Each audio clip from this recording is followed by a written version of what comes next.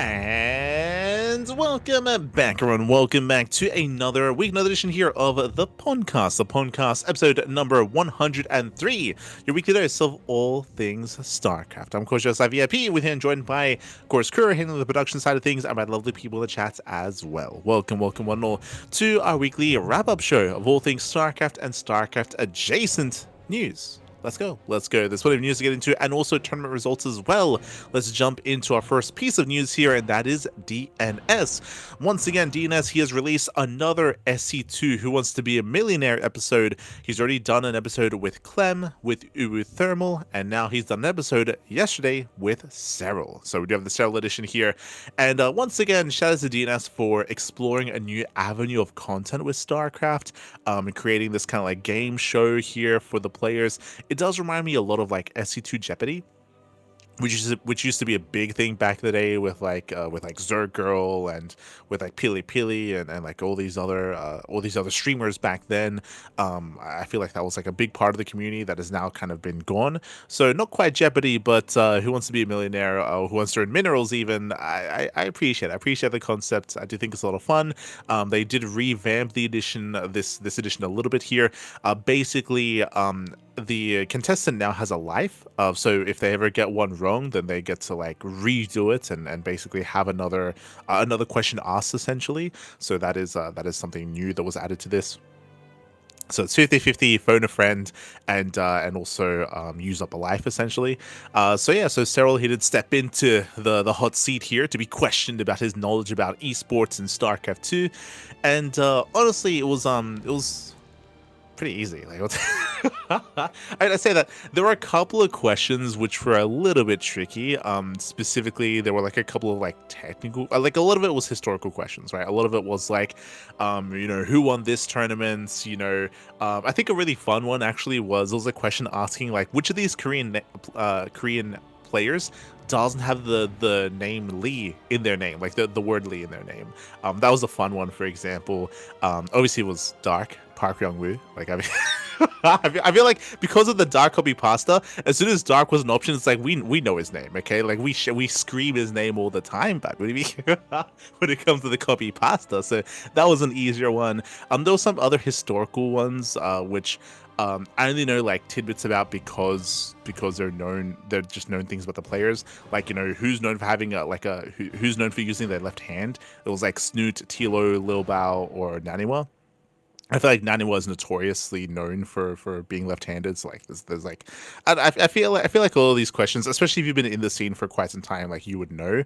There were a couple that were some trip-ups here that I wasn't 100% aware of.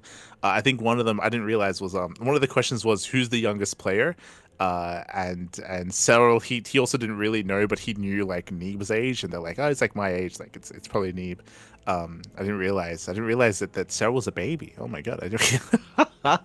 Ay. So there were a couple of questions like that, but yeah, it was a lot of fun for sure. For those who are curious, the phone a friend was Skillus Nikita. He was called up, and he did get the question correct. Of course, he was there for his boy, and of course, did get the check was in the PayPal, was in the mail for Skillus, for Nikita, for showing up for Serral. I will say that I guess quote unquote kind of spoilers. I do recommend watching it. It's a lot of fun. It's a lot of fun seeing these kind of videos here. So I do recommend it with Serral. I will say that the end of it, it felt like we were a little bit robbed. Serral just kind of let it go, so it's whatever. But basically, the way that the episode ended, we did not get to the final question. Was Serral, he was kind of like talking through the question and talking through the answer, and he arrived to the correct answer, by the way, but he just said the wrong thing. Where I don't mind saying this. The question was, which of these countries has never won a Nation Wars event? And it was like in his mind, he was like going through each of the countries, and he was just thinking about some of the past Nation Wars, and he was like, you know what, Norway, I think they did win a Nation Wars with Snoot and Targa. Like I think they did win. I think because he was comparing two different countries, and he was like, so you know what, Norway, yeah, they won one. They won one. Yeah, Norway. That's the answer. But the question was which country never won a Nation Wars. So it was like, yeah, Norway won. Yeah, the answer is Norway. And so he said Norway. And then DNS is like, are you sure you want to look Norway in? And so I was like, yeah. And then he's like, okay, well, you're wrong. it's and so I was like, what? But no, yeah, they won. It's like, yeah, they won. That wasn't the question. It's like, so it was just it was legit just like a misunderstanding of what the question, or just not even just a misunderstanding, but like we Serral got a little bit confused while he was thinking about it as to what he was trying to figure out and what the answer was, and so he knew what the answer was. He just answered the wrong thing because it was answering the wrong question, and then it just ended. It's like I feel like you just give that to Serral, right? Like if he like if he understood the question and the answer and he said the thing, except he was just answering the wrong thing. It's like, yeah, so it felt a little bit weird to end the show with that as the finale. Serral didn't care. He was like, oh, whatever. He was like, you know what, just sometimes that's how it goes, right? I guess I should have been paying more attention. It's a classic Serral move. He's like, I should have done better. I should have just paid a little bit more attention to the question that was asked, and we just moved on. But it's a bit of a shame. I feel like that's a little bit on the host for DNS to make sure that the contestant is fully aware as to what they are answering. So I would have just given that to Serral because he knew the answer and he was just answering the wrong question. So yeah, that's a bit of a shame. So it's a little bit of a bittersweet end, or just a bitter end to the episode, and we don't get to see some of the other harder questions down the line because again Serral didn't quite get there. But overall, it was still a fun episode. It was still a lot of fun. I would hope that maybe DNS does rethink his role as a host for future episodes, though, in regards to how this kind of ended. But otherwise, to be a little bit more lenient, if the contestant clearly knows the answer, but they just misunderstand the question, then I feel like it's not on the contestant necessarily, So it's just, yeah. But regardless, with that, I still do recommend it. It's still a lot of fun. Still a lot of fun to put on in the background, especially if you're to test your own knowledge, of course, to test your own StarCraft knowledge and your esports history knowledge, or even just to learn. Right? There's a lot of people that got into StarCraft during the COVID era, and a lot of these questions were pre-COVID era. They were covering like 2016, 2017, 2012, even era of StarCraft. Even questions from back then. So yeah, definitely. You can test yourself or even just learn a little bit more about the history of StarCraft through a video like this. So I do recommend it. Was a lot of fun. Do check it out. And I look forward to seeing who else they bring on. What I will say is that obviously bigger names get more views, but so I understand that DNS would go for, Clem and Serral and you Thermal. It'd be nice if he did go to some of the other maybe even lesser known players, but I understand that at the end of the day, DNS, he's making content, he wants the views, so if we ever see someone else, I can see him going for like Loco or like Winter or like Wardy or some of these old Rotterdam, right, or some of these other bigger names, but it'd be nice if he expanded the roster a little bit. But I also understand as well that like he puts a lot of work into constructing every question as well, right? Like, so yeah, it's I'm sure a lot of work gets put into constructing the question pool and then building this up. So we'll see who comes on next, whether it's going to be another player or a personality. We shall see. But shout out to DNS for, of course, making set content. Up next, we just spoke about him. We just spoke about Neeb, how he was a part of one of the questions asked earlier during Who Wants to Be a Millionaire. But now we have a recent announcement by Onside. This was announced earlier today, actually, or I guess yesterday, depending on where you are in the world. But we do have an announcement from Onside that Neeb is returning as a pro player. Now, if you recall, this is something that we were speculating during the big events, the big kind of Legends events in China, in Wuhan. During the big Doyo Cup. If you recall, why there was a lot of speculation about this is because it was announced that Neeb would be joining Onside. And at the time, I was making sure that it was known that it's like, hey, he joined Onside, but it's not uncommon for players to join a team just for an event, right? Just for one event, and there's a high chance that that's happening here as well. And I definitely felt validated in me saying that because Neeb has not been active in Open Cups or in other tournaments at all. Like he's not been active since then. But we just got an update from Onside themselves that no, Neeb intends on returning to the game. We've still yet to have seen him play in anything outside of Doyo Cup, so so we don't really know kind of the level of play that he's at, but it does sound like he is interested in continuing to compete in some way, shape, or form. I would imagine part-time. I would imagine that he's, probably pursuing. I know that he was doing some studies in Korea, but at this point, I'm sure he's pursuing a further career. But it looks like he's maybe interested in playing some StarCraft again in some capacity. In what capacity, we still don't know. Like, it's still very ambiguous as to how much effort he's putting in, how much time he's putting in, and how active he's going to be, whether he plays in as many open cups as he can, or just in a specific few, or in some invitationals. We'll see. We'll see what happens with Neeb, but regardless, I do think it's a good thing to see him return. It's always a great thing to see some older legend players in their own way return to the game in some capacity. So we'll yet to see kind of the level of play that he's at, and again, the commitment that he's going to be putting back into StarCraft. But exciting nonetheless. Really cool to hear Neeb has returned. Again, in what capacity? Yet to be determined. Yet to be determined. So really cool to see that Neeb does intend on returning here to the game. Speaking of returning to the game, we have someone that is going to be leaving the game. So it was also announced here, we were already made aware of this previously, but earlier this week, Chickenman did announce publicly that he was going to be retiring from streaming and from casting and running tournaments. So this did coincide with the most recent KSL over the weekend, the Korean StarCraft League. It is definitely a big shame. Chickenman, he's a great guy. He's a good friend as well. We've even casted together on this channel. Not too much, but there were a couple of events that we were like, hey, we're both covering the event. Let's jump on and cast together. It was always a lot of fun. So much love to Chickenman, of course.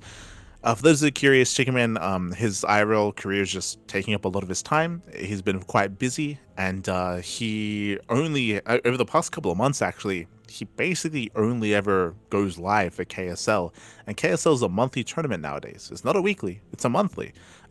So again, Chickenman would only go live once a month, and he was expressing on stream that, hey, he didn't really want to, he doesn't like the idea of, being in this space but only being live once a month sort of thing. Like, he wants to be, if he's going to be in StarCraft, he wants to be more active than just, showing up once a month, because he feels like he's out of the meta, out of the loop, and he feels very disconnected, and it feels weird to go live and cast when he's not really as ingrained in StarCraft as he used to be, and just because he can't, right? He can't necessarily, just because he doesn't have the time for that sort of thing anymore. And he doesn't want to half-ass it, right? Doesn't want to half-ass it. So again, it is a big shame, and he's done a lot for the scene, a lot for the community, but he is going to be stepping away from streaming in general. He may show up when it comes to like an SC for All or an SC2 Safe House, for example. Like, those are things that he might show up for, but outside of that, like, his personal stream won't necessarily be live as regular as it used to be in years past. What I should also mention as well is when, in regards to KSL, I did notice this over on Reddit, and I'm hoping that no one in the chat believe this in any capacity. But when it comes to the KSL obviously is going to be continuing. I think this tweet, the announcement of Chickenman retiring, was posted to Reddit saying that Chickenman was retiring and KSL was ending. And I don't know how someone came to that conclusion. And it's a shame, because like, he got a lot of upvotes and people just believed that and spoke about and started like speaking on that. That is not the case at all. So just a lot of misinformation was being spread about that, and KSL, there's no intention to stop it at the moment. Thankfully, Dave actually made a post 2 days ago. It's a shame that he needed to, but he did make a post about that also on Reddit, being like, hey, like, KSL's still going on. we're looking at maybe changing the format and changing some things, but we still plan on keeping it going. So it's a little bit. I think part of why there was the confusion might have been because people associate KSL with Chickenman mostly. Like, they maybe some of them were not aware that there was more than one organizer involved. Maybe, but I mean, they were wrong in that assumption. So no, yeah, they were. I'm just saying maybe that's where the confusion stems from. Yeah. It's, people might just be uninformed to begin with, and then make certain like extrapolations from that. So it's a bit of a shame that happened, but it is important that we do make it clear that KSL is still continuing. Dave Testa alongside Chickenman, they're the two that did create KSL together, and Dave Tessa intends on continuing the KSL as well, and it will be continuing in some kind of capacity. As we mentioned, he is very much so open to changing the format and maybe changing some things. What will come of the KSL still yet to be determined, but I know that Dave Tessa is looking at maybe taking some feedback, some suggestions, and maybe switching some things up a little bit. And again, that post was made over on Reddit, so do bear that in mind. Up next, we do have the Big Sty. The Big Sty Festival number 8.0 has been announced, has been officially announced here. Once again, it is crowdfunded by the previous Big Sty Festival. Usually they have these like big stretch goals, and they do typically, once they reach a certain threshold, they do set aside some of the prize money or some of the funding that they do raise during the event for the next Big Sty Festival. So far it is going to be 6,000 USD. That's a lot of money, of course, in this event. And the crowdfunding is going to become available once the event does begin as well. There are going to be some qualifiers. We have qualifiers set for the next upcoming weeks, I believe. Just quickly double checking. But the main event is scheduled to begin in August the 13th, and qualifiers are scheduled for August the 2nd, so next week. Or actually, I say next week, really, this week, towards the end of the week here, we will have set qualifiers for the main event.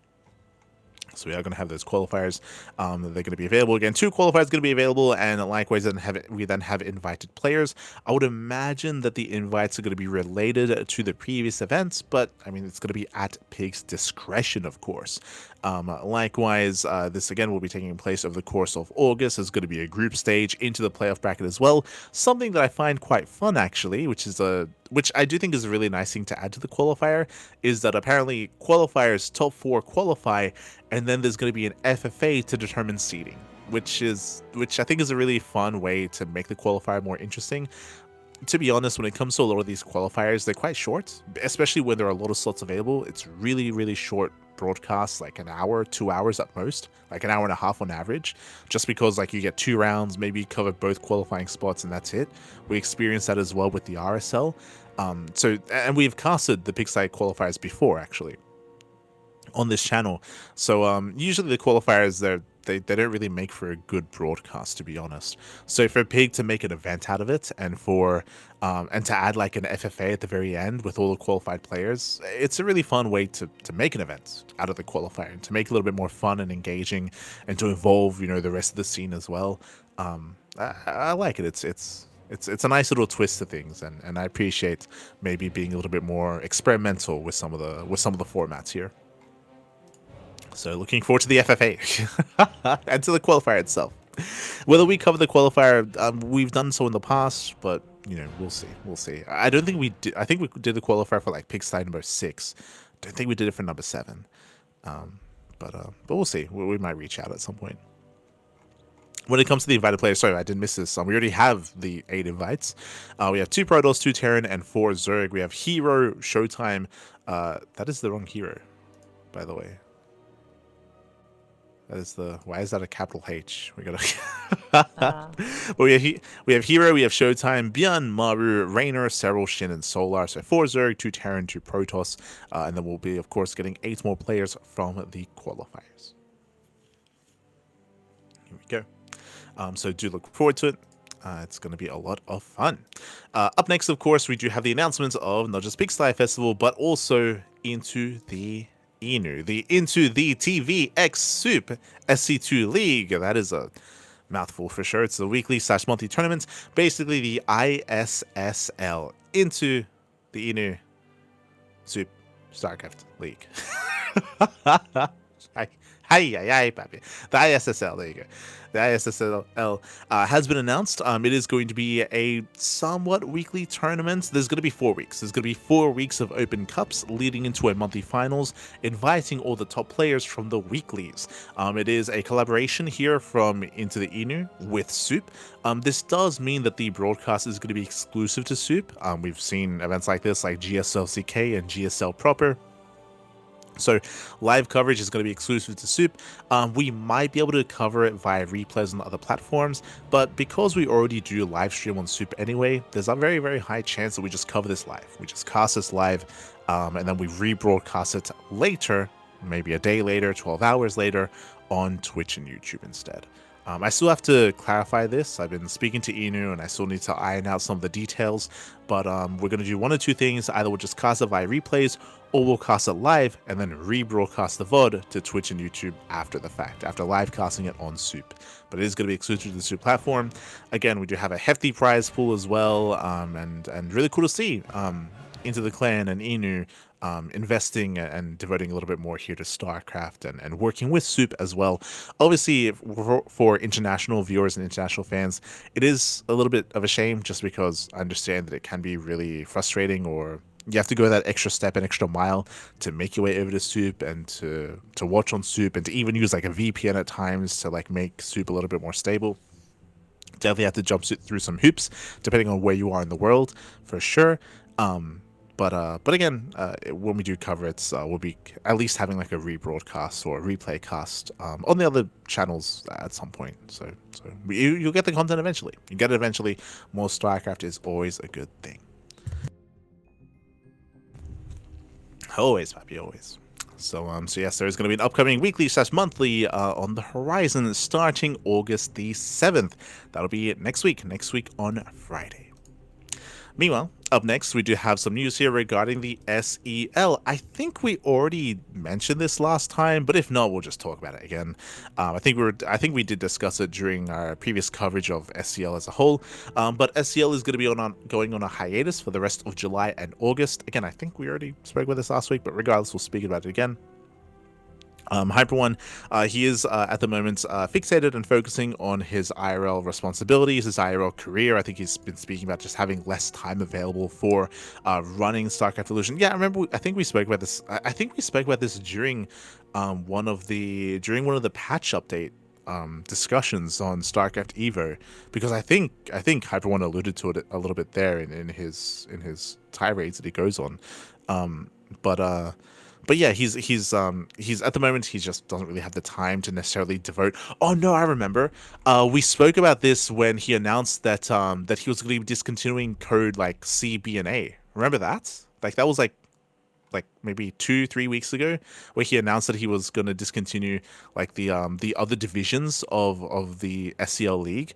Yeah. So that's what I was there was confusing something with.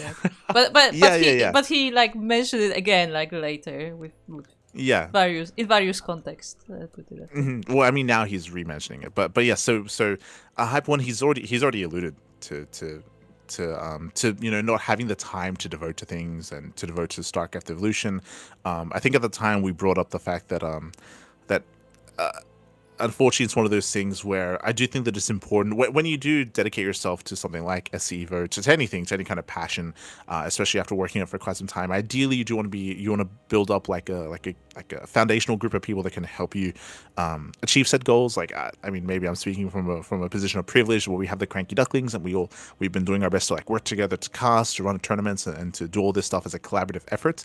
But at the time when he discontinued the other divisions, he was speaking about how like he doesn't have time to to port maps over and to run all these different leagues and divisions, all this stuff, and it's one of those things where I do think that when you're taking on a project as big as this, I do think it is quite important to find some like-minded and passionate individuals to be able to work together, just so you can kind of like spread this work around and share the load and be able to run something like this. It's so difficult taking all of this on yourself. And again, we spoke about this when he shut down the other divisions, and now we're kind of getting it here as well when it comes to SEL as a whole. I remember he specifically mentioned that he was hoping that more like unrelated tournament organizers would rise up, like organizing tournaments for Evo, but that just never happened. Yeah, I mean, it kind of did, but I mean, we spoke about this a little bit when it came to the history of StarCraft II and it being like kind of cut at the knees in regards to its Korean release and what happened in the Korean scene.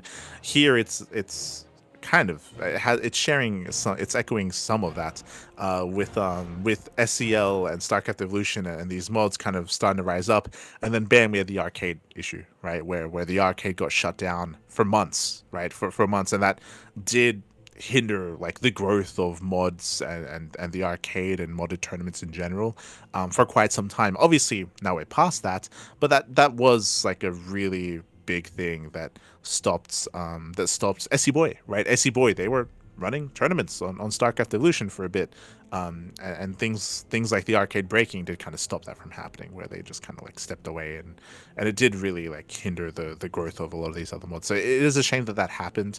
Trying to recover from that, of course, is a difficult thing to do. Trying to regrow your base and regrow the interest in your mod once again, it's not an easy task whatsoever. Especially when trying to do everything yourself, especially. So with that, everyone is going to be on, or SEL is going to be going on a bit of a hiatus for a couple of months, and it should be returning after that, I would imagine. I know that I know that they already wrapped up, of course, their ladder invitational, but there's still like the Codus League that's on the horizon that we're expecting to return like post Crank Gathers. That's the expectation, at least. Whether those expectations are met, yet to be seen, yet to be determined, in regards to StarCraft Evolution.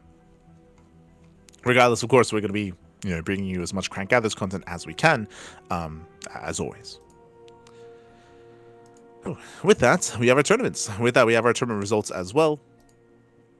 Coming into this, we have the RSL. The RSL, the Rival StarCraft League Season 6. This event, of course, the playoffs did begin over the weekend. Over the weekend, playoffs did begin, and we had a lot of mirror matchups. A lot of mirror matchups. And the trend of RSL broadcasts being like less than 2 hours long continues. I want to very quickly emphasize this point as well, that it continues. It always irks me, and I don't want to call people out too much, but it always does irk me whenever a new patch hits and people associate that with the new patch. What I mean by that, there were a couple of people saying this, whether it's on Reddit, whether it's even in our own Twitch channel and YouTube channel, being like, the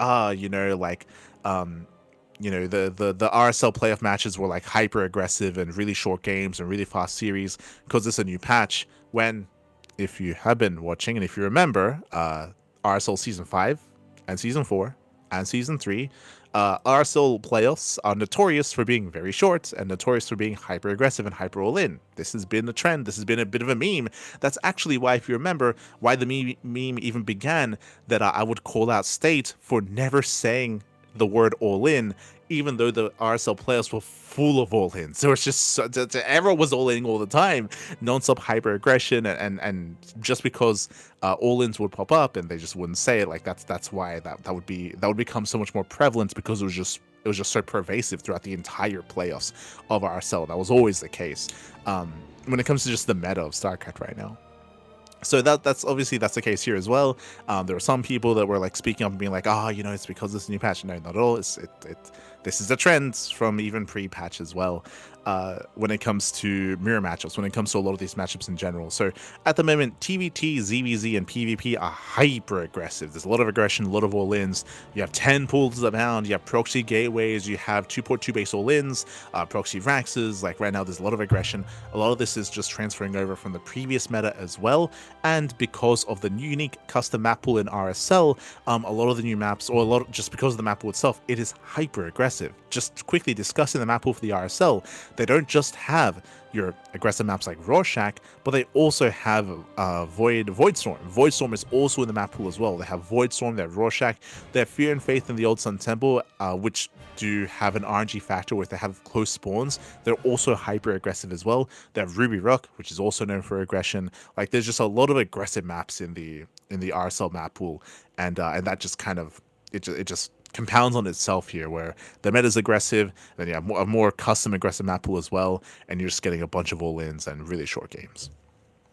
So it's all like just coming together here, and really short broadcast days, which we're used to when it comes to RSL. It isn't just because RSL is known for cheese and aggression. It's that, but also in combination with the fact that RSL they only broadcast 2 series a day, which in the current meta is not enough for a full broadcast. Like it's like two best of 5s a day. That's nothing, papi. That we go through that real fast and real quick. So yeah, they just have a few amount of matches per broadcast day. Plus, I will aggressive say meta though, and the aggressive thing map is, that the RSL days are short by design. Like they themselves said that they Mhm. wanted the short broadcast so people will have easier time catching up on them if they are like Uh-huh. busy with like working or something. But it Yeah. does make for very short streams. Yes. I think the last stream was like an hour and a half or something. Like it was Really, really short broadcast days. Ah, so yeah, with that, the other record quarterfinals to conclude, we had Clem. Clem takes down Beyond 3-0. Again, hyper aggression. A lot of all-ins, except for Game 3. I want to say Game 3 did survive the early game aggression, and we had a bit of a mid-game setup on game number 3. What I will say, talking about this series, though, is that the trend has now also continued in regards to Clem returning for TVTs. Clem, he did begin playing Terran in TVT once again, starting on the hotfix patch. So it's been like 2 weeks. I think it's been like 2 weeks now, but Clem is now no longer playing Protoss against Terran. He hasn't been asked this directly yet, but obviously my assumption here is that he does not like the way that new Protoss feels and new Protoss works in regards to the warp gate changes. So because Protoss is very different now, he's just avoiding Protoss and just purely focusing on TVT again, with some mixed results. For sure, it's definitely been mixed here, and we'll be getting into some of Clem's other results in open tournaments. But for those that are curious, he has not played TVT in a year and a half. It's been a very, very long time since he's played TVT, but recently returned to playing TVT after the new Protoss changes, just as a heads up. With that, Serral takes down Shin 3-0. Once again, we had a lot of intensity here. I should also emphasize that the results, I mean, again, it also irks me when it comes to like Reddit and people speaking on this.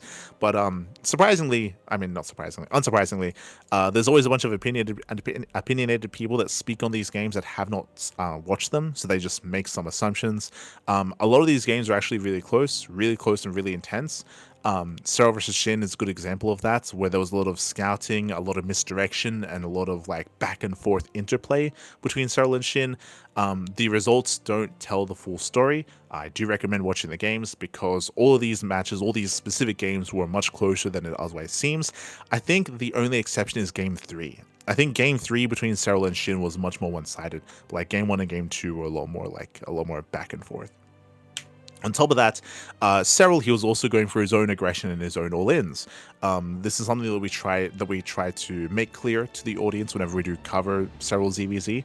But many years ago, I say many, like 2-ish years ago, Serral, he used to struggle quite heavily in ZVZ. That was his weakest matchup, but that changed after Serral, he was being dominated by Solar in WTL for quite some time.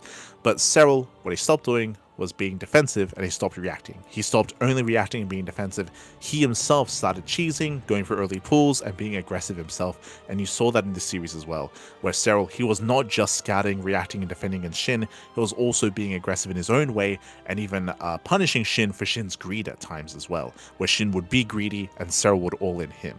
So I know that people like making certain conclusions that don't watch the games, but Serral was also cheesing, was also all-inning. Serral, he's also known for getting down and dirty in ZVZ as well. Same with Showtime. He's another example of that, where Showtime, he has a older reputation of being very defensive, but that is a reputation from years ago. If you watch Showtime nowadays, he also cheeses, he also all-ins. Same with Serral as well. Oh. But here we go. So yeah, Serral, he takes down Shin 3-0. We had Hero versus Solar. This is another context matters so much. Oh god, I do enjoy States. Like I do enjoy States. I think he's a really good caster. Same with Sturgeon as well.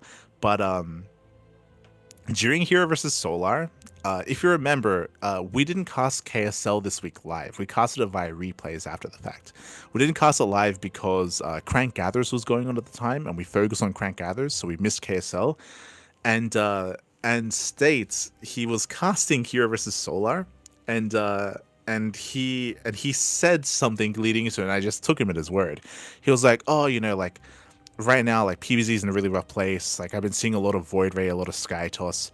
But that Hero, he beat Solar in KSL earlier today, because it happened the same day. He beat him earlier today, and Hero, who's showing a bunch of different unique builds, and it was really inspiring, because it showed me that like maybe we can see some other things outside of just Sky Toss right now. And I was like, oh cool, yeah, that's Hero. Like he's known for having a variety of builds, and he has been playing a lot of Sky Toss recently, but he does make sense of all-ins.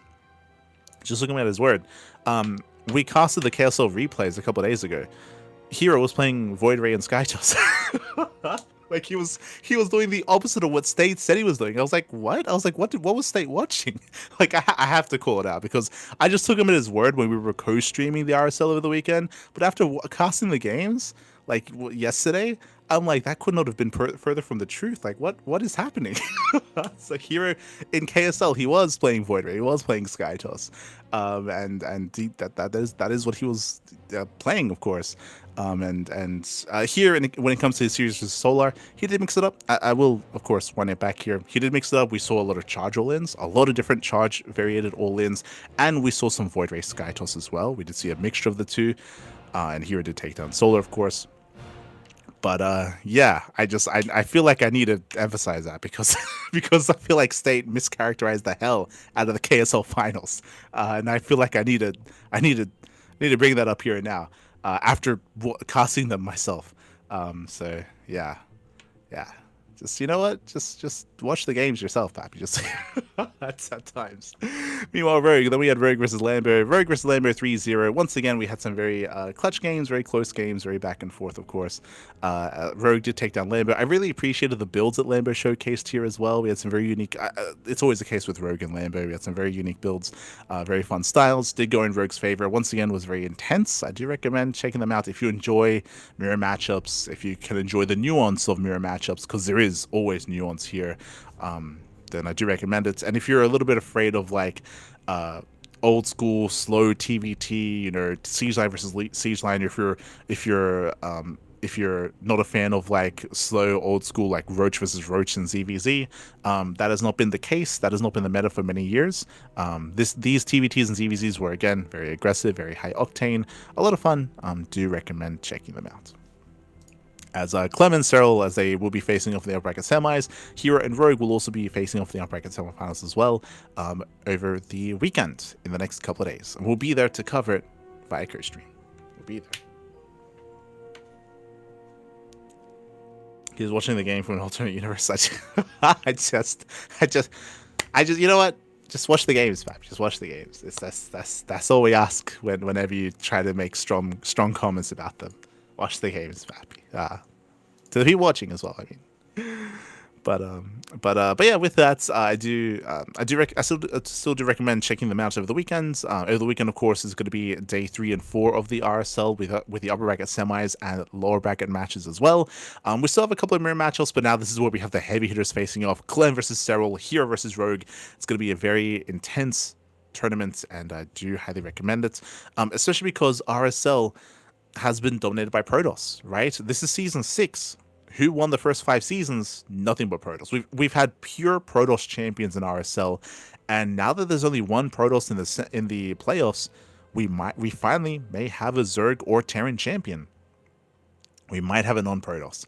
Part of me, even though like I'm a Zerg player myself, part of me wants Hero to win just for the narrative, just to keep the streak going and have non-stop Protoss champions in RSL. But at the same time, like, I feel like we got to, especially in the current iteration of the game, I feel like Serral is coming in as the heavy favorite, of course. And Hero has been mixing in a lot of really cheeky and very cute builds, but has been heavily reliant on catching his opponent off guard. And I don't know how reliable that is here. So we'll see. We'll see what happens. Part of me is cheering for Hero to just win it all again. But now that Serral's getting involved here, it's going to be a tougher event for sure. We'll see. We'll see. Up next, we have the WardiTV Summer Cup 2026. We once again do have our summer edition. Playoffs did conclude. I think last time we had the PondCast, we already featured Group A and B. I think Group C might have been ongoing at the time. But now they wrapped up. Group C is Cure, Cristiano, Zan, and Mixu. Cure and Cristiano made it through. Big win here. I know that Cure has been hearing me say this, but Cristiano recently, I think we saw it in Home Story Cup, right? I think it was also Home Story Cup. But Cristiano, he has been popping off. Like, he's been getting some surprising results, specifically in PvP. And you see it here. Cristiano, he 2-0 Zan. Cristiano, in the new hyper-aggressive form of PvP, Cristiano has been having a good time. He's been finding some success. So he takes down Zan 2-0, does fall to Cure, but does come out in second place out of Group C. Very impressive result here by Cristiano. Group D, we had Bjorn, Rogue, Hero, and Mana. And here, Hero struggles. He takes down Mana. He takes down Bjorn. Hero falls to Rogue, actually, and it comes down to a technicality here. Hold on, so Bjorn, Rogue, and Hero were all tied. They were all tied. Hero beat Bjorn, lost to Rogue. Rogue beat Hero, lost to Bjorn. Bjorn beats he beat Rogue, lost to Hero. So we did have a very, very close couple of games here. But unfortunately, Hero, when he beat Bjorn, did drop a map. So because Hero didn't 2-0, he doesn't have the map score to make it through, and Bjorn and Rogue advance on instead. But a really close group. That was the group of death, 100%.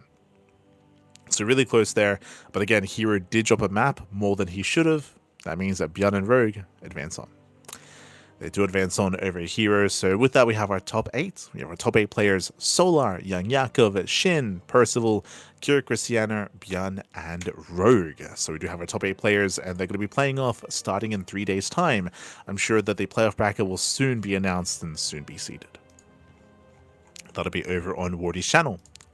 Do wish him the best. When it comes to the event itself, it's hard to really predict when we don't actually have the playoff group seeded.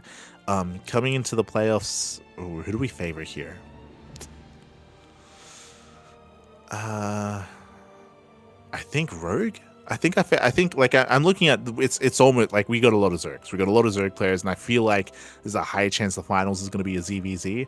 I can see Rogue beating out Shin and Solar in a ZVZ. At the same time, I know that Cure has been looking very impressive against Zerg, but it's also been very hit and miss. I know that Cure underperformed in RSL. Like, people were very, very upset with Cure's performance in RSL. I'm aware of that, at least, and I would agree. Like, Cure, he can be very hit and miss. If he's locked in, like Cure, he can take to anyone here, but he's got to look in. He's got to look in. Otherwise, I think I lean towards Rogue here, but we'll see.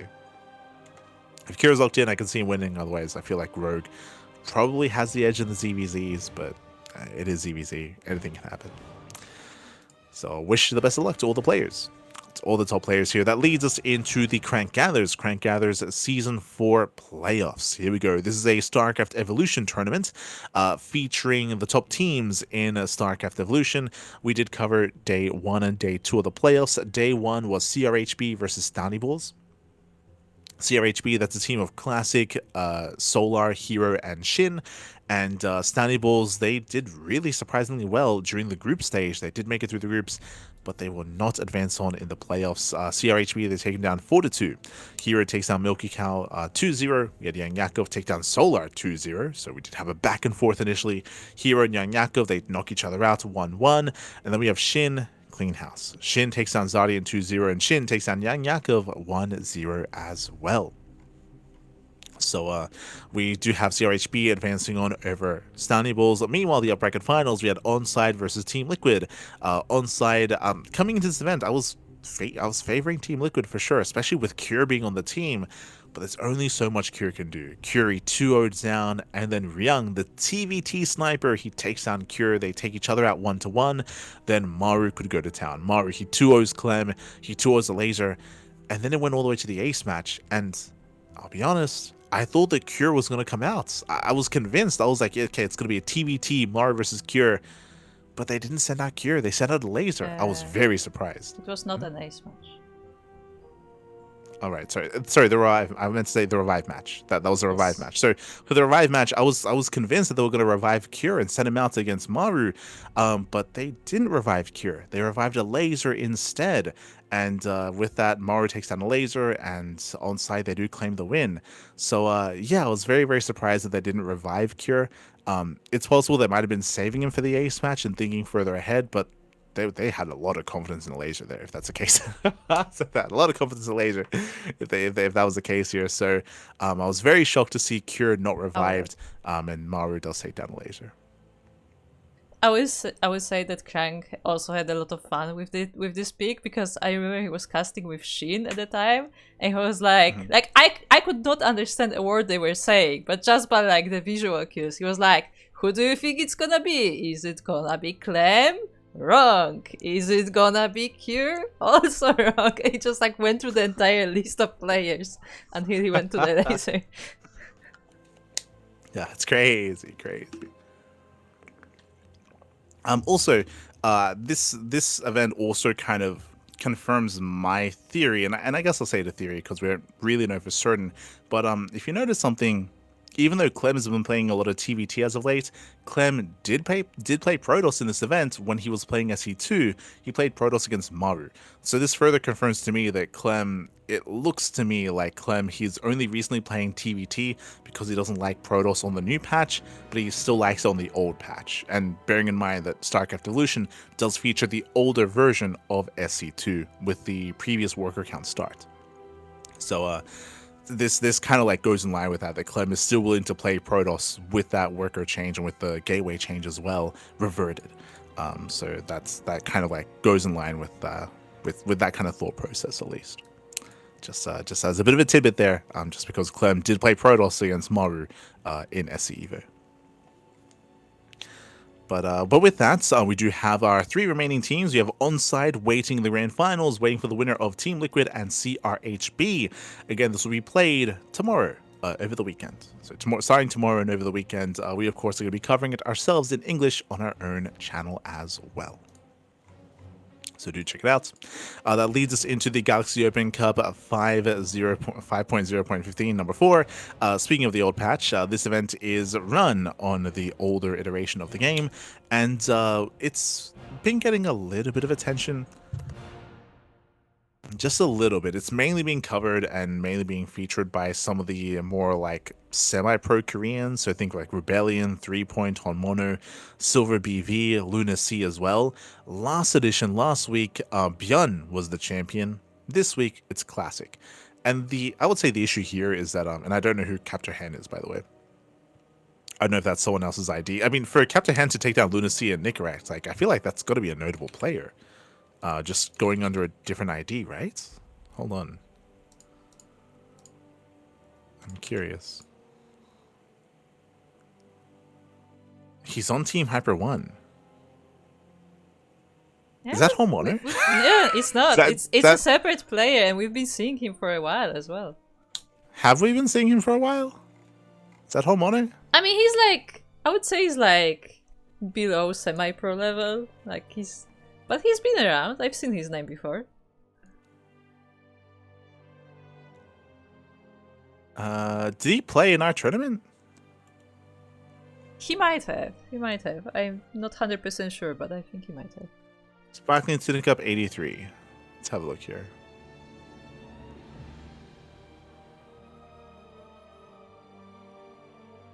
Hold on. I'm doing some investigation. Live on stream. Yes.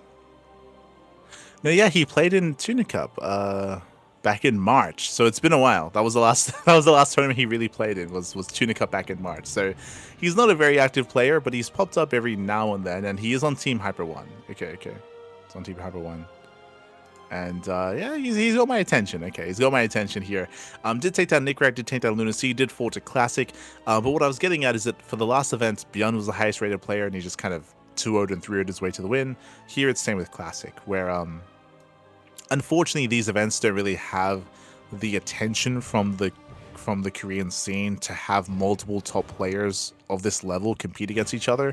So far it has kind of been clean sweeps whenever like Byun or Classic show up. I'm hoping that we could maybe see some more attention provided and some more top players show up at the same time. Until then though, again, it's you know, if we get like a Classic or a Shin or a Rogue or a Byun, they usually like clean sweep here. So congratulations, Classic does take the 3-0 win over Captain Han in the finals. GG well played. And even though like it's quite difficult to get people to play this mod, just because right now everyone's practicing on the new version of the game, and obviously more updates and hotfixes are occurring on a regular basis. Regardless, I would hope to see a more competitive player base for an event like this in the future. I would hope, at least. Regardless, congratulations to Classic. Congratulations. That leads us into our amateur events for the week. That leads us into the Amateur League Weekly, number 167. Jesus. First one, of course, is the Initiate Weekly. This is for players that are between the leagues of Bronze and Platinum. And here we have two players, Jackals and Tebs. Two regulars, might I add, and Jackals does take down Tebs 3-1. Congratulations here to Jackals for claiming the win. That leads us into our Veteran Weekly. This is for Diamond 3 to Diamond 2 players. Here, double elimination brackets. We have a lot of regulars here. I see Pretty Fly, I see Balimko, Scorpion as well. I see Rivio, Old Lady. So a lot of regulars here. Pretty Fly does advance on to the grand finals, takes down Balimko 3-0, takes down Splits 2-1, but actually does fall to Split in the grand finals. Split is a player that I don't know. I'm not very familiar with Splits. I don't recognized them for these brackets before, but really cool to see a bit of a lesser known player make it through and take down Pretty Fly in those finals. Went to the ace match as well. Went to the ace match, very close between the two players. GG. GG well played. That leads us into our next edition. That leads us into the Prestige edition. This is Diamond 1 to Masters 2. Here we had some other regulars. I see Defiance, I see Matrix, I see Nux, I see Boreal. I don't know who Jasher D is. That's the player that I'm unfamiliar with. Does take down Nux 2-0, Boreal 2-1, takes down Defiance 2-0, and takes down Matrix 3-1 in the grand finals. So congratulations to Jasher D. I said I don't know them. I should emphasize that they are using a new website, and it's possible that some of these players might be regulars, but they just created an alternate ID for this website specifically. That's another possibility as well, so it's always important to bear that in mind. But regardless, Jasher D does claim the win. GG will play. That leads us into the Elite Edition. This is for Masters 1 to GM and Eon. Oh, I have not seen him sign up for these events before, but Eon does get a walkover win. Like usually I expect like Nickrat, or sometimes even Azura or some of these other guys, but Eon gets a walkover win. GG. GG, well played. Does walk away with a win there. That leads us into Yamato Cup. Yamato Cup number 7. Bearing in mind this is an irregular tournament. It is a bit of an irregular event. I don't know if they said whether this is going to be like a regular monthly or not, but every now and then we get this event. It's organized by Killer B Cast on a semi-regular basis. This is for players that are 5k and below. So 5k and below. And we had some interesting lineups here. We had Beast, we had Mantega, we had Kasparos, we had Universe, IntoColor as well. I haven't seen IntoColor around. I mean, I've seen them in recent weeks, but I feel like there's like been a big gap. I remember him being very active a couple of years ago, and only recently is he once again popping up here. So really cool to see IntoColor once again. Beast does take him down 2-1 in the upper bracket finals and 3-2 in the grand finals. GG. GG well played. Congratulations here to Beast for claiming the win. That leads us into the Chat StarCraft League, number 49. This is also an event for amateur players. This is for players that are, I think it's 4.5? No, 4.3. Okay, so 4.3 and below. Sorry, 5.3, I'm going to say. So 5.3k and below. Here we do see Greenert. I believe he's off-racing as Protoss. We have Patches as well. I see Matic. I see Universe. In the end, Marek does take down Universe 3-0 and Greenert 3-0 as well. GG. GG will play. Congratulations to the German Protoss player, Marek, for claiming the win. Congratulations. That leads us into the World University Team League Division 1 finals. I say finals. This was for the, I believe, semifinals. I think the bronze match was played today. It might not be updated on... You have to log in to see the scores. Which means Yeah, they probably not approved correctly and they just don't show. Yeah, it says pending changes. I say that they were played because, fun fact, we actually raided Winter when he was casting the bronze match. Funnily enough, we raided him yesterday morning. That's it, yesterday morning. I think after we did the KSL cast. Yeah, I think it was after the KSL cast we raided Winter, and he was covering this very event. So yeah. So hopefully we get the updates and confirmed scores soon. But regardless, hold on, I need to log in. I need un momento.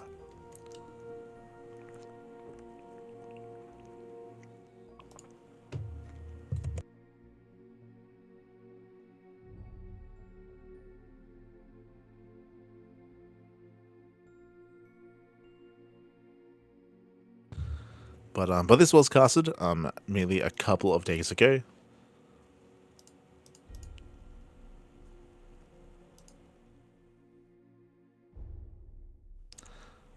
But yeah, I would imagine that it was probably updated by people that were watching the stream, and we just need like confirmation of that. But in the end, Harvard they take down South Alberta 4-1, and Beijing IT they take down East China UST 4-2. GG, well played. Congratulations here to Beijing IT. That, of course, is a team with Rewhite and TATP and Millennium Fox, I believe. Sorry, just double checking. But we have those three teams. They're up against East China UST, which was Jolo Loves and Miggy. Oh, okay. So yeah, it was going to be very close between the two of them. I think I was leaning towards Jolo Loves and Miggy. I think I predicted them to take it, but did I predict TATP? Like, it was a hard one to call regardless.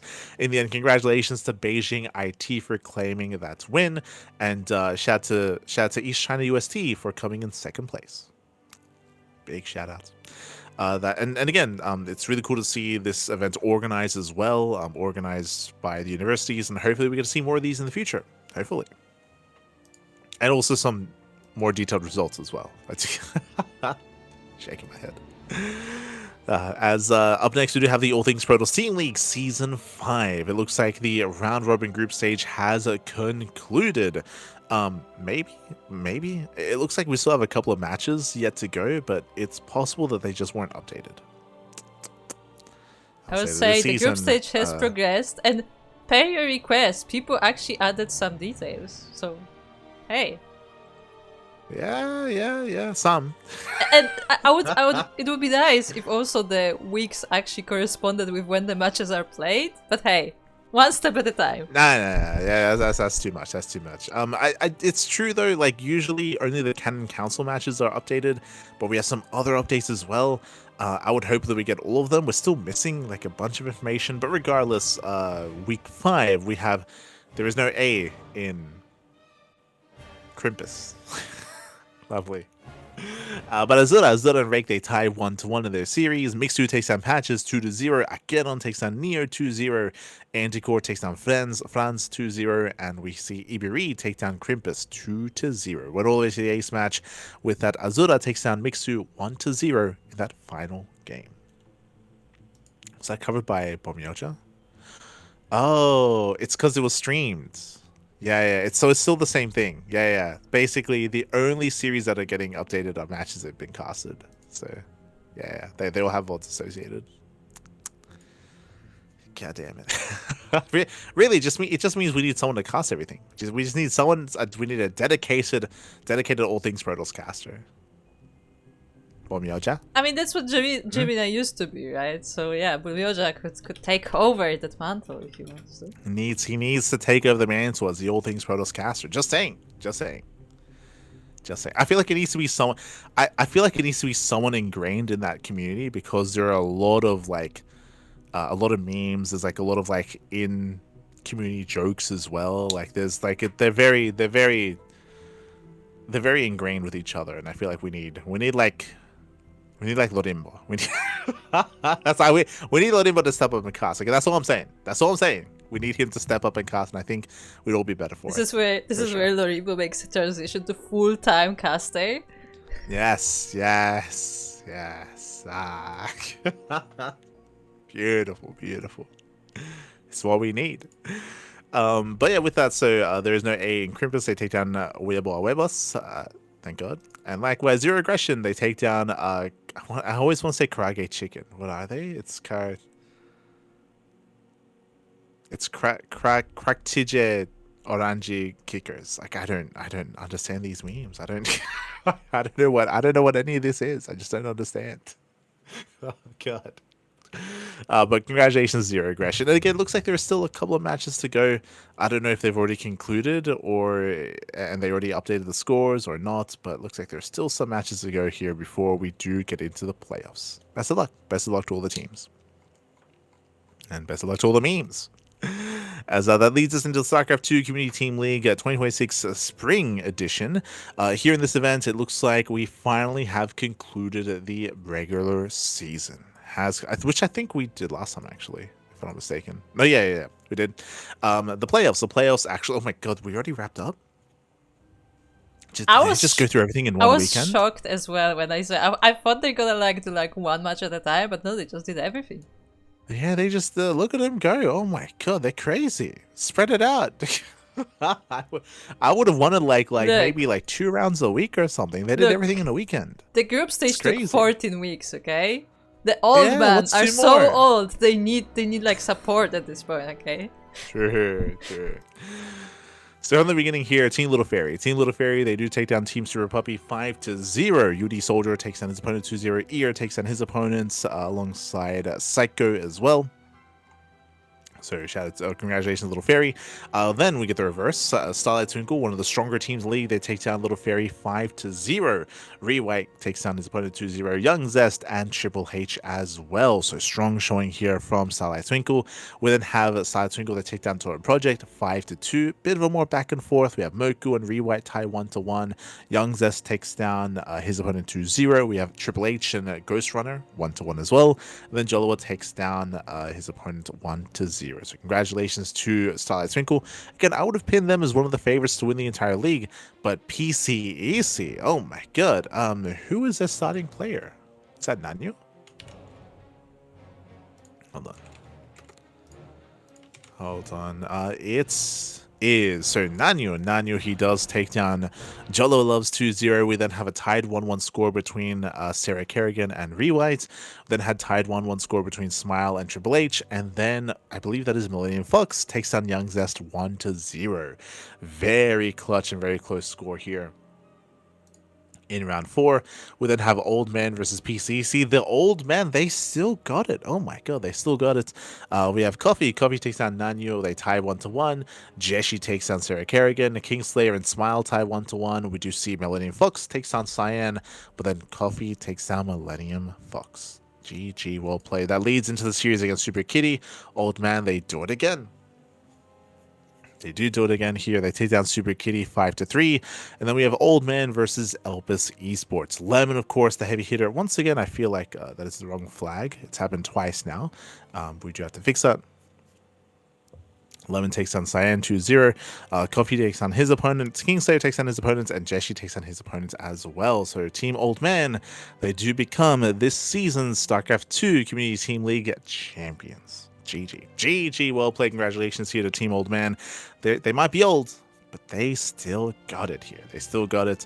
Again, I would say that the biggest contenders against them would have been PCEC and Starlight Twinkle, but they knocked each other out, and they had a very close series versus PCEC.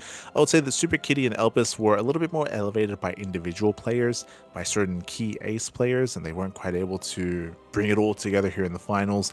For example, Lemon did well for himself. He 2-0'd Cyan. That's a big win. But we needed this to be a team effort here, and the other members did struggle. I see Oriana, I see Nanami Chiaki. I was saying Nanami Chiaki would have had a good shot as well, but alas, this struggle here in the grand finals. GG, well played. With that, we are going to be going on a short break. Here, and when we come back, we'll have our upcoming regional and show matches. We'll see you soon in a couple of moments. And welcome back, everyone. Welcome back. Do apologize for that break, but I did just need a moment to catch my breath a little bit here. As we do continue the rest of the results here for the week. For the week of here, the PondCast 103. Up next, we just wrapped up the Team League. Now we're going to be jumping into the Rookie Warpgate Invitational for the month of July. Here we do have a bunch of players, a bunch of amateur players that are on Team Rookie Warpgate. This is organized by Pioneer.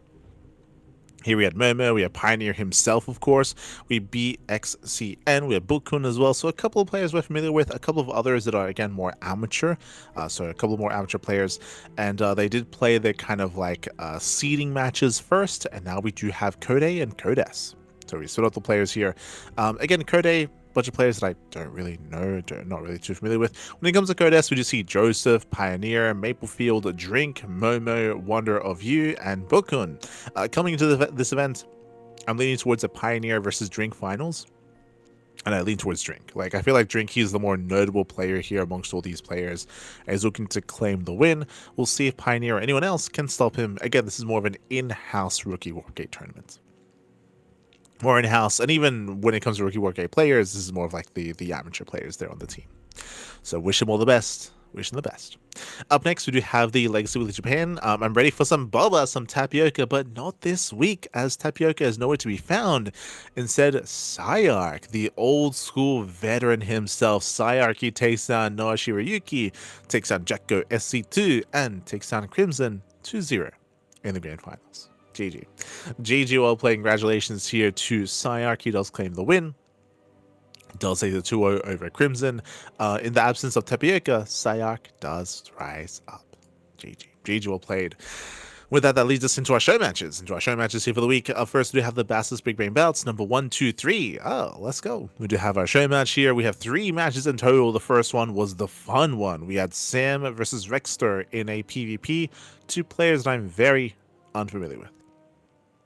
Very, very unfamiliar, but Rexter does take down Sam 3-1. Rexter is one of the active Wikipedia contributors. That's how I'll introduce him. What about Sam? I have no idea who Sam is. So again, Rexter takes on Sam 3-1. So a big win here for Rexter in the PvP. Congratulations. We then have the good one, Soul Spirit versus Goblin. This feels like a lopsided match, I'm not going to lie. But we did take note of Soul Spirit returning to the game recently. I'll be honest, I feel like Arrow Fire would have been a better fit here. Like, I'm thinking of a player that is quite young, that was once like an up-and-comer, that then retired for a couple of years and recently came back. Like, to fit that mold, I think of like Exo Striker, Arrow Fire. I think of Shutdown, maybe even. I know Shutdown, he also recently returned for the Underdog tournaments. Maybe they wanted to avoid like French versus French. But yeah, I feel like they would have been like I'm thinking Shutdown, I'm thinking Arrow Fire, just because Goblin is a lot more active. He's a lot more active in comparison. So I'm impressed that Soul Spirit took a game, but yeah, Goblin was coming in as a heavy favorite here for sure. So Goblin does take down Soul Spirit 3-1. But again, cool to see Soul Spirit return. We did mention this last week, I think it was. I think last week was the first time we saw him play in quite some time. To take note of that. Good to see that trend continue. Then we had the Bastos one. We had Trigger versus Bunny, and Trigger takes down Bunny 3-0. Trigger's been looking very good in PvT as of late. We were giving Trigger a lot of praise a couple of weeks ago when we were casting him during the RSL qualifiers, because Trigger, he was one of the first Protoss players to adopt the mass gateway no warp gate style, which now is becoming more trendy and popular. But Trigger, he was one of the pioneers of that style in the early days of the new patch in said RSL qualifiers. So again, with that, he's been looking very terrifying, and he does take down Bunny 3-0. Big win for Trigger. GG. GG, well played. That leads us into the Inu battles. Inu battles number 18. If you remember, this was actually clashing with our Tuna Cup. Tuna Cup and Inu battles, they ended up clashing, unfortunately, but that is why this week's Tuna Cup did not have Björn or Hero, for example. They were otherwise busy and preoccupied with Inu battles, as they did face off. Here in this relatively regular event. I mean, the Inu show matches have become a little bit more regular as of late, mixing up the formats a little bit here. It was a 4-play invitational. We had Cure, Hero, Rogue, and Björn. Cure takes down Hero 3-1, Rogue takes down Björn 3-2, and then we had the grand finals here. Rogue takes down Cure 3-2 in those finals. Again, both Cure and Björn, they did both go all the way to the ace match against Rogue. It shows that our Terran players have been getting a little bit more accustomed to TVZ over the past week. And it's been hyper aggressive here from Terran players, and Rogue still comes out on top, but in a much closer score. So congratulations here to Rogue. That then leads us here into the OSC Elite Rising Star Tournament. We did cover day 2 of the event, and we can see the bracket slowly forming here. We have Jin Machine. It takes down Benizor UA 2-0. He's waiting for the winner of UD Soldier and Jumi. Moja takes down Shameless and Sebestus as well. Moja's been popping off here in this patch. Takes him down, waiting for the winner of Art and Fiant as well. So again, the upper bracket has been progressing. From my understanding, I believe Dave Testa is going to be casting day 3. We casted day 1 and day 2. Dave is going to be covering day 3, and we should be there to cover day 4 in a week's time.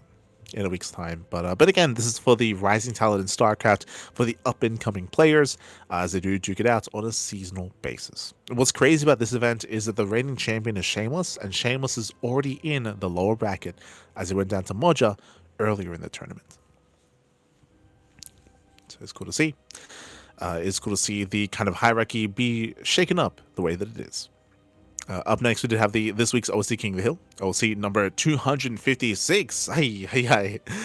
Very long-standing here, King of the Hill style formats. Again, we did have, I believe, Percival coming on as the reigning King of the Hill. Was it Percival or Bjorn? Let me just double check. Last week it was Percival, yes. So he's the reigning King of the Hill. He's the starting player. He takes down Honmono 1-0, and then Cham El Chamaco. He shows up for the first time in quite some time. Like Cham, he has not really been active this patch. Like he was like active like 2 months ago in like the bigger cups. But Cham has taken some time off. Here he takes down Percival 1-0, takes down Nickrack 1-0, and who stops Cham? Terran Mixu. Oh my god. Mixu, he off races as Terran. He takes down Cham 1-0. That's a big win for Mixu, by the way. They takes down Cristiano with his Zerg before falling to Cure. And Cure, I would expect to go on a deep run here, but Cure takes down Mixu, takes down Inexorable, takes down Azura. Bjorn does stop Cure in his tracks before falling to Arrow Fire immediately. I just mentioned his name earlier in regards to featuring him in a Bass's Showdown or Bass's Big Man Bouts. I still stand by that. Arrow Fire, he takes down Bjorn 1-0, big win for him. Takes down Max as well. Look at him go. Look at this zoomer zoom, papi. Oh my god. Takes down Bjorn, takes down Max Pax. Those are massive wins. He does eventually fall to Cristiano. This goes in line with what we just mentioned. Remember, we were specifically discussing Cristiano and how he's been excelling in PvP, how he defeated Zaun previously. Here you can see him take down Arcfire as well. Does fall in ZVP though. Fiant does bring down Cristiano. Fiant takes down UD Soldier, and Fiant takes down Inexorable. And out of all players that competed tonight, with Cure, with Bjorn, with Arcfire, with Maxpax, with Percival, it is Fiant. Fiant, he is the reigning King of the Hill. GG. GG, well played. Congratulations here to Fiant for becoming this week's King of the Hill. We saw some big win streaks here by players like Cham, by players like Cure as well. But Fiant is that final King of the Hill. GG. GG, well played. That leads us into this week's Open Cups. Now, up first, we do have the Kung Fu Cup. Now, technically, this is last week's Kung Fu Cup, but if you remember, we concluded the podcast as Kung Fu Cup was still ongoing. It's going to be the same this week as well, as Kung Fu Cup, I believe, is about to start or has started as we're covering the podcast. So last week's Kung Fu Cup here, we had Shin. Shin, he takes down Hero 2-0, takes down Showtime 2-0, and then eventually takes down, Jesus, Cure 3-0. Shin, he just blazes his way through everyone, except for Zaun. Zaun does make him bleed, but Shin looking dominant here. I should also give credit to Cure. Cure takes down Rogue, and Cure also defeated Clem. We spoke about Clem's TVT previously when going over some of his previous matches. Here you can see Cure take down Clem 2-1. Does bring him down. But Shin is going to be our overall champion. Other notable results here that we've been seeing more and more frequently is Percival. Do you see what I see? Percival, he takes down Solar 2-1. Big win for Percival, and takes a map off of Rogue. Percival, on a much more regular basis, has been threatening Solar, Rogue, and Shin. Percival's TVZ has been improving, for sure. Has been improving. Meanwhile, another notable result here, Shidown. Shidown did take a map off of Percival. Shidown is very part-time. He's a part-time player nowadays, so to see Shidown take it to Percival, considering his current state of play, is also quite impressive. For sure. And also Rex took a map off of Hero. Este Rex, papi. Crazy win there. Up next, we do have the Vespine Cup. So again, congratulations to Shin for winning last week's Kung Fu Cup. This week's Vespine Cup number 2. It's looking like this is becoming more of a weekly tournament. I say that. It was on the 11th and then the 25th. So far, it's been every 2 weeks. There's only been 2. So whether this turns into a bi-weekly or how often this event is going to occur, it's hard to say. It's hard to say exactly. Last Vespine Cup, Bjorn did become our champion. He did blaze his way through all the competition. Here is quite similar, where Bjorn takes down Nickrack 2-0, Bjorn takes down Cristiano 3-1, and then we have a back and forth finals. Bjorn takes down Cristiano 3-2 in the grand finals. Went all the way to the ace match. Again, not bad play here by Cristiano. Sure, he doesn't take down Bjorn, but he did take a lot of maps off of him. And I also just realized there's a lot of best of fives. What the hell? This is where I would this is where I would definitely give a suggestion here to to Death. I'm assuming that Death is organizing this event. He, of course, is the big mind behind Vesping GG. But to have an event like this, I mean, it is a decent prize pool, but to have this many best of fives, this is very fatiguing for the players and for the casters involved as well. To have the upper bracket finals be a best of five, for the lower bracket finals to be a best of five, and for the grand finals to be a best of five, and for the lower bracket semis to be a best of three, like, this looks like a really long event. Like, the bracket looks pretty small, but because there are so many series and you have to, because it's double elimination, you have to wait for certain matches to finish before starting the others. Like, this takes a long time to go through. This is like a 5 to 6 hour cast. Like, that's that's crazy. Yeah, so I would advise against having this many best of fives in a tournament like this. I understand that Pegasus Cup has best of five semis, but they don't hold semis. That's the difference with Pegasus Cup. Pegasus Cup, they have best of five semifinals, but Pegasus Cup, they run the semis at the same time to alleviate some of that time and to, you know, make sure that players aren't waiting too long to wait for all these matches to finish up. So they compensate the length of their series with the fact that they run them at the same time. Again, for a format like this, you have to wait for one to finish before getting into the other. So yeah, that's my piece of feedback in regards to this tournament. But regardless, congratulations to Bian, that does claim the win over Christiana, and shout out to Christiana for coming in second place. Meanwhile, we had the KSL. We were making reference to this earlier when we were discussing Heroes PvZ, but this was the final Korean StarCraft League featuring Chickenman. This was Chickenman's farewell. We did not cover this live. We did cover this via replays, though. With his Hero takes down Homono 2-0, takes down Classic 2-0. We then had the otherwise lower bracket semis as well, or lower semis, with Solar and Bjorn, another mirror matchup. Very, very aggressive and very short games overall, with Hero take down Classic and Solar over Rogue. High intensity that led us into the grand finals here, where Hero, well, we've been seeing a lot of PvZ trending this way. We saw a lot of sky toss and a lot of early game aggression. Hero, he was going for early charge all-ins, he was mixing in mass Phoenix at times, so his Classic bin as well. So some quirky builds here and there. It's been a lot of trying to catch the Zerg player off guard, try to catch him with a cheeky timing, bring him down, or embrace sky toss, one or the other. And Hero does bring Solo down 3-1. GG. GG, well played. Congratulations here to Hero. He does claim the win here. As always, Hero, he's kind of like KSL is Hero's stomping ground. He's one of the most amount of KSLs out there. That trend continues here as well. Up next, we have the Planet Heroes SC2 Tour Season 2026, Cup number 6, actually. Okay, so the June edition in July. So we have a July monthly. Again, there's a monthly tournament here featuring top players from around the world. Here we do have Percival. Percival takes on Lelix 2-0, takes on Shameless 3-0. Ooh, big win there for Percival. Likewise, Nickrat. Nickrat takes on Art 2-0, takes on Cristiano 3-2. And then we have the TVT finals. Percival takes on Nickrat 3-1. GG, well played. Congratulations to Nickrat for claiming the win. GG, well played. That leads us into the WardiTV Monday. That was this week's Monday Open Cup. Here we did have Rogue. Rogue takes down Classic 2-1, takes down Hero 2-0, and does face off against Percival. If you remember, I just spoke about Percival's TVZ, and here he took down Shin 2-1. It was a very intense series, and if you remember, we were being a little bit critical of Shin. Shin was getting ahead every game. Every game of that series, Shin would get ahead, and then he would lose his lead. Like, Shin would take some really bad fights, he'd take some bad trades, and that would slowly add up over time. And Percival, he was just so tenacious in that series. I was very impressed by Percival's play there, taking down Shin 2-1. Rogue was a lot more solid, a lot more on point. Rogue did take down Percival 3-1 in the grand finals, but regardless, Percival put on a really good showing in this tournament. GG. GG, well played. Again, Percival, he's been getting better and better. Previously, he was more known for just his TVP, but now his TVZ and TVT has also leveled up as well. So he has been improving. That leads us into this week's Monday Night Weekly. Okay. This does follow a trend that I did notice, actually. Hold on. So very quickly, for the WardiTV Monday, there was no Clem. There was no Clem in the WardiTV Monday. Max Pax was there, but he got knocked down by Hero. We had an all-Korean semis.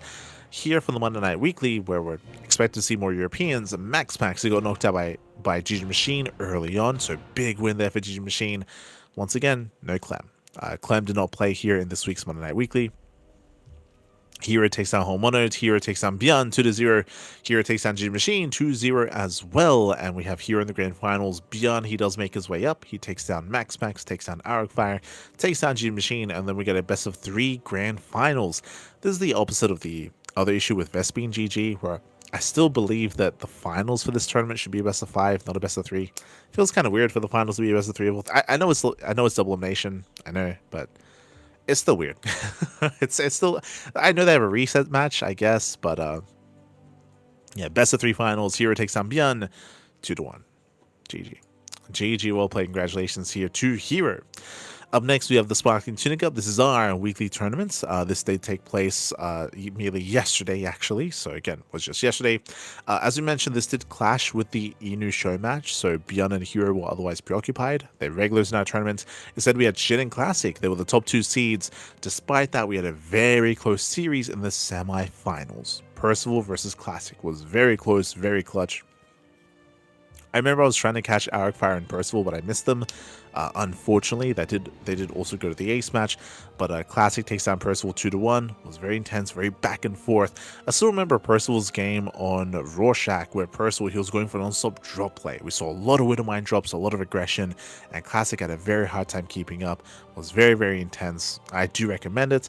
That led into the grand final, Shin versus Classic, and that PvZ trend continues. We saw a lot of Void Ray play into Skytoss, and we saw a lot of all-ins at a Classic. Shin, for the most part, shut him down. He just shut down the aggression, shut down the quirky play. I remember Classic going like Glaive Adept into Mass Phoenix, which was really weird. We saw Shiro do something similar a couple of days ago. I think it might have been in the KSL finals, and sorry, it was actually an RSL, my apologies. It was an RSL Hero versus Solar. Classic did something very similar, and he got completely shut down. So Shin did shut Classic down, takes the win 3-1. Congratulations to Shin. That leads us into the Pigazor Cup. Pigazor Cup number 92. This was earlier this morning. It was a really short event. I think it was like a 2-hour cast. Really short games, really fast series. Hero takes down Beyond 3-0. We saw a lot of aggression, a lot of intensity between these 2 players, and the finals as well. I don't think we got a single macro game. Like, it was like proxy racks, proxy gateway, proxy racks, proxy. It was non-stop proxies, 1 base all-ins, 2 base all-ins.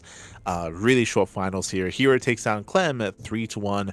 I remember the final game was Hero went proxy gateway on BlackRock, and Clem went proxy racks. They proxied each other in that final game. Bit of a Spider-Man meme, and Hero did come out on top in the end. GG. GG, well played. I do recommend it. It was a really fun series, but really short series, just as a forewarning there. But Hero takes down Clem 3-1 to be this week's Pigazor Cup champion. GG, well played. Hero does claim the win. Hero, he was also off racing. You can see it here as well. He did off race against Hunter. We will have to fix that, actually. So this is for Kuro to take note as well. Hero did play Zerg and Terran. He played Terran game 2, Zerg game 1. So yeah, there's only, and it's possible he did the same thing against Aeronautic, but against Hunter, Hero did play both races. Just as a heads up there. He was off racing, which he often does do. Meanwhile, again, Hero does claim the win over Clem to become this week's champion. Congratulations here to Hero. But again, a lot of open cups, a lot of open weeklies here. Really cool to see Vespine Cup return. I don't know if it's going to be a regular thing or not. It's hard to say at the moment. Likewise, I feel like it's been a while since we've seen a Platinum Heroes event, so great to see that return as well. Great to see the return. Otherwise, if you want to play in some of these tournaments yourself, in like a Pigazor Cup, Tunic Cup, Wardy Monday, qualifiers as well, amateur tournaments, it is all on the tournament sign-up list. Exclamation mark, sign-up list in the chat to get a link to the page. We do have the Patches Patch Clash, we have the Galaxy Open Cup, Magic Up Masters, Pigfest qualifiers as well, and many, many more. So plenty of events are all available here on the sign-up list. Likewise, you can also support us via Patreon. Our Patreon does fund our tournaments on a regular basis. It funds the Sparkling Tunic Cup, the Masters 1 Open, and the Sea Duckling Open as well, all funded via Patreon. So again, you can almost grow our tournaments if you wish, or again, do check out those sign-up lists as well if you want to take part in the scene, in the community. Otherwise, that is us just wrapping everything up here this week. Again, Kung Fu Cup is currently live, is currently ongoing. We'll be going over the results of this Kung Fu Cup next week, just as a heads up. Likewise, when it comes to our next broadcast, we are going to be live tomorrow with Kung Fu Cup with the replays. So we're going to be live tomorrow with Kung Fu Cup over the 31st and 1st of August. So over the weekend, we're going to be covering the Crank Gathers replays. So we're going to be covering the finale, the grand finals, of course, of the Crank Gathers StarCraft Evolution Tournament. And of course, the RSL playoffs continue over the weekend. We'll be all over that as well. So plenty of content, plenty of StarCraft. We're finally catching up with kind of like replays and matches that we otherwise did that did kind of fall by the wayside. We're finally going to be catching up with SEL Masters. I know Kura's she's been waiting for that one. She's SEL Masters, we're going to be catching up with that. No, listen, we need to move SEL Masters like another month. Okay. I think we're like 2 months behind on that. Yeah, one. So yeah, we will eventually. I'm pretty sure there are some things popping up on the calendar right now. We need to move SEO Master like another month. True. We're casting in December.